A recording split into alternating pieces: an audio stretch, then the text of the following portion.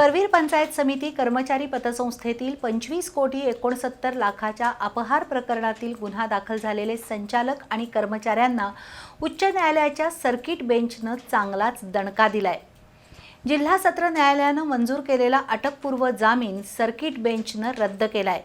या प्रकरणाची सुनावणी घेऊन 1 महिन्यात गुणवत्तेवर निर्णय देण्याचे निर्देश सत्र न्यायालयाला दिले आहेत। करवीर तालुका पंचायत समिती कर्मचारी पतसंस्थेत झालेल्या 25,69,60,00,000च्या घोटाळ्याचा मुद्दा चांगलाच गाजतोय। या प्रकरणी पतसंस्थेचे संचालक आणि संबंधित अधिकाऱ्यांवर कारवाई व्हावी यासाठी सेवानिवृत्त कर्मचारी सुब्राव पवार यांनी लढा दिला। त्यानंतर अपहार आणि फसवणुकीचा गुन्हा दाखल झाला। पतसंस्थेचे संचालक सरकारी नोकर असल्यानं त्यांनी अटक टाळण्यासाठी चांगलीच धडपड केली।